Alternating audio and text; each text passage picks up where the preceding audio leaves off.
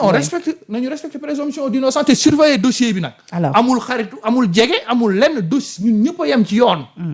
d'accord alors ñu avancé wax ci li nga xamante ni ñu surveiller te bañ a jël dossier bi nag def ko dossier politique c'est un citoyen parce que ñi ñu téye ñëpp boobu ba léegi ñu ngi leen di traiter comme toutes les personnes. non loolu moom rassure-toi parce que président ne woon na moom ca njëlbéen ba amul sax coonte bu muy teg ci ay dossier loolu moom leer c'est-à-dire non na leer moom féete na nañ ba pare ñun ñëpp ñu jóg mobiliser wu surveiller dossier bi. alors Abou te ñi ci nekk ñu dem déposer wu ji ngir yàlla wax naa ko ku ci nekk ci télé nekk ci rajo. nga dem jébal sa bopp nekk ci football demal jébal sa bopp. nga libérer say xarit libérer say mbokk. libérer say xarit. parce que mbir mi day dem parce que lii immeuble bii dama romb immeuble bii yàlla daanu. fii Wakaam. Ngor.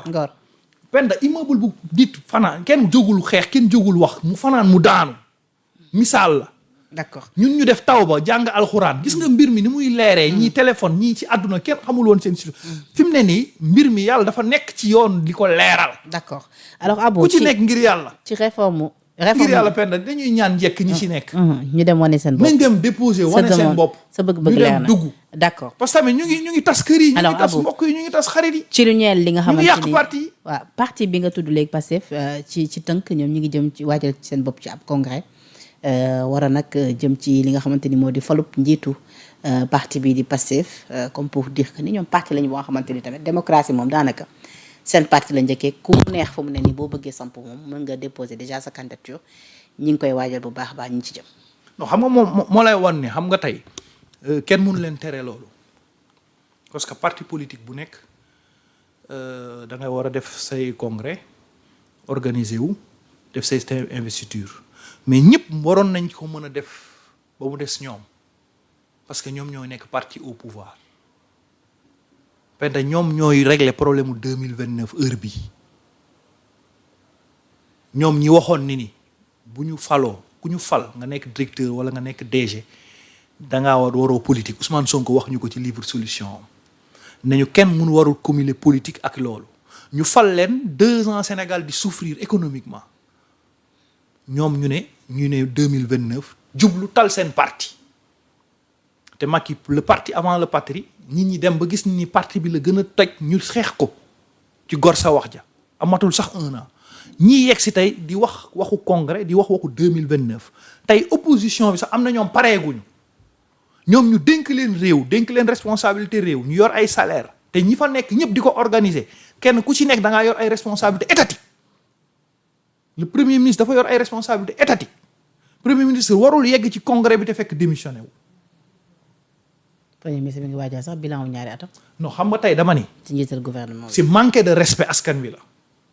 Pastef li mu def nii war askan bi la trahir askan wi la parce que dañ ko fal. mais Pastef reste avant tout un parti politique. mais un parti dégg lu ma la un parti. bu ñu politique lu ñuy def ñoom it. Penda. oui. bu ñu politique coalition Diomaye sax woote nañu meeting. Penda kon kay ñoom tam bu ñu demee ci congrès moom wàññiwul dara. dama ni Diomaye te ñoom kese ñooy waay seen bopp te Khalifa Sall tamit dem na ci congrès. Penda Khalifa Sall dafa ñëw laaj sénégalais yi offre ñu jox ko 0,1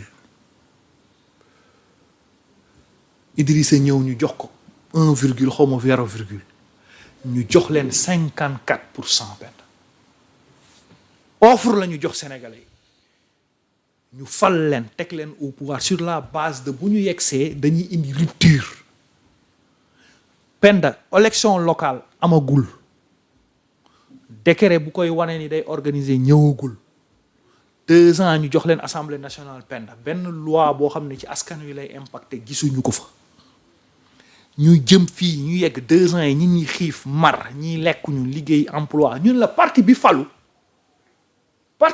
au pouvoir moo nekk di organiser congrès pour tànn président parti au pouvoir dans les normes li nga wax nii xam nga fan la doon nekk mooy Ousmane Sonko bu démissionné woon de son parti xam nga Diomaye dañ koo fal mu ne militant la démissionné de son parti falu ne dootul ki jóge na fa Ousmane Sonko nekk Pastef daal di nekk président parti Pastef bi mu jubloo ci lii dafa war a démissionné ñoom ñëpp ñu déchargé wu organiser seen congrès. mais souvent nag ñu bëri dañuy joxoñ baaraamu tuuma parti politique yi nit njiit yi dañ fay nekk di jiite rek du ñu dem ci renouvellement wu instance yi parti bi du ñu dem ci ay congrès du ñu def dara. kon ñoom bu ñu ko defee ndax jàppoon ñu lu mel modèle la bu nga xamante ni da ngeen ci da ngeen leen waroon félicité ba pare jàpp ñëpp dañ ci war a inspiré wu. Penda li ma la wax dama la wax ne la ñëpp mën nañ ko def ba mu des Pastef li nga may wax nii ne ma parti dañ ko war a def nangam la Pastef moo xeex 10 ans 86 personnes dee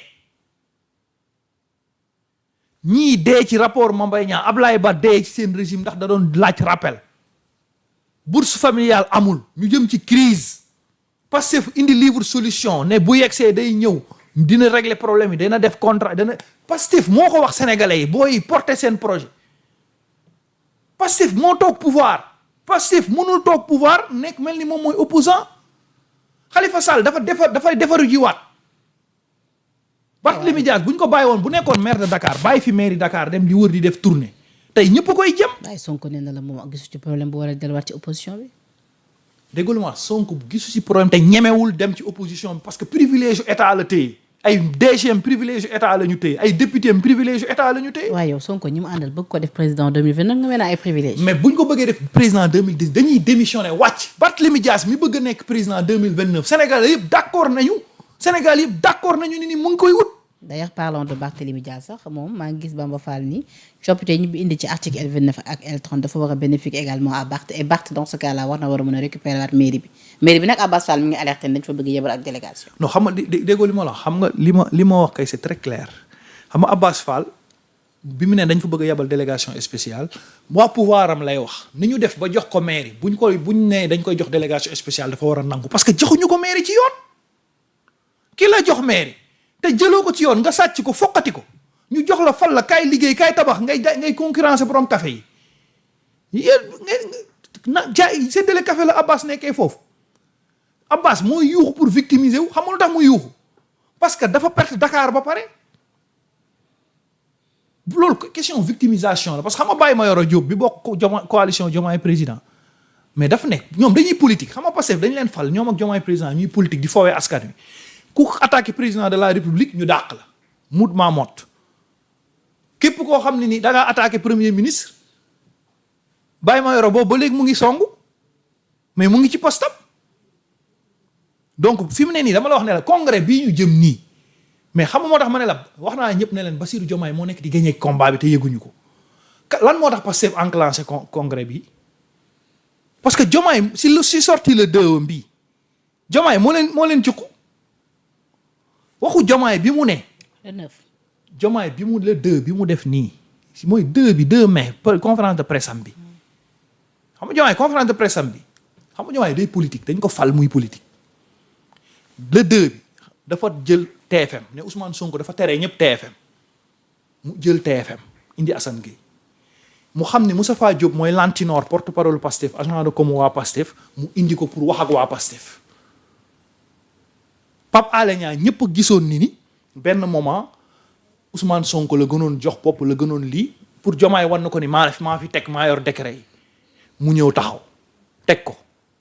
Penda lan la Moustapha Diop wax ci congrès ci kii boobu dane ku war a falu congrès moo la fi teg Diomaye moo wax loolu ci le 2 bi président Diomaye moo wax loolu président Bassirou Diomaye moo ne ku war a falu congrès parti bi mooy tànn texte parti bi da ngay dem congrès ñu investir la mais loolu ba mu waxee loolu waa Pastef répondre ko daal ne dañuy organiser congrès pour tabb président parti bi parce que nee na moom moo defar texte parti bi moom moo organiser cellule parti bi texte parti bi lan la wax ci man ku war a nekk candidat ku mës a nekk candidat ku def 1 an ci renouvellement yi lan moo tax Bassirou Diomaye cukku leen ñu dem ci renouvellement ñu bëgg a dem renouvellement. lan moo tax selon toi. parce que damay ragal ñoom ñu def congrès am beneen groupe ci biir Pastef attaqué texte yi ci congrès ñu dem ci yoon parce que actuellement Bassirou Diomaye congrès parti Pastef ci boppam la nekk combat xeex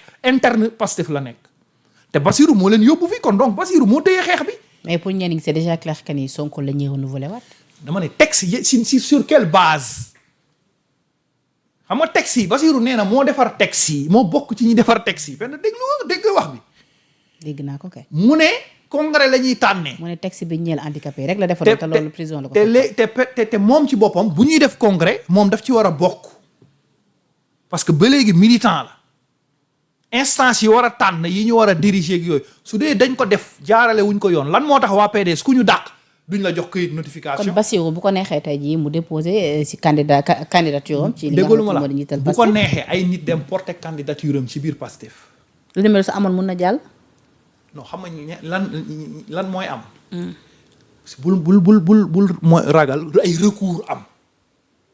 xam nga bu duggee ci Pastef Ousmane Sonko xam nga mën na miine parti bi ci délégué yi ci ni ñuy tànnee mais ci forme bi nan lañ koy organiser bu dee ni dafa am vice benn vice kenn rek xam nga Mame Mbaye Niang kase moo tax Ousmane nekkul candidat Mame Mbaye Niang kase moo déglu conférence de presse Ousmane Sonko rek génn gis mu tàllal benn këyit rapport nii rek mu dem plainte diffamation. kon ci vice bi.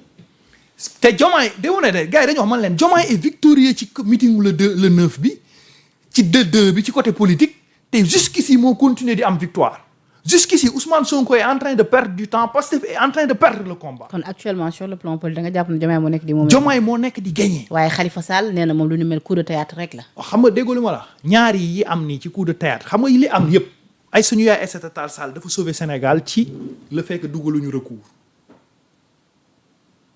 xam nga wax ji yëpp tey président Bassirou Diomaye da doon dérouler muy nooy di dérouler muy nooy ba ci lii parce que lii yëpp dañ jàppoon ni Diomaye si style politique am bëggoon na xeex bi te du ci takk man mën naa ko jàppee noonu mooy début bi mu amee ba léegi gars yi ñoo nekk di attaquante gisuñu fenn moom mais fait bii rek la ñu gis mu def relecture ci le 2 bi mu annoncé moo tax ñi doon kaas ci mën a ba tey promulgué guñu de. moom xam nga dama ne bu dee Pastef dafa porté lan moo tax Pastef daw rek lancé congrès bi démb te ñu doon waxi promulgué wala assemblée koy promulgué lan moo tax ñu xëy rek ñu lancé congrès bi déposé candidature bi lu tax ñu daw foofu te ñu doon waxu promulgation parce que cuune politique dama wax fii benn jour ne la Pastef ñi ko yor xamuñu politique ñiy coacher Ousmane ci politique aayuñu faay yi Ousmane mës a am ci àddunaam yépp ci côté politique lañ ko perte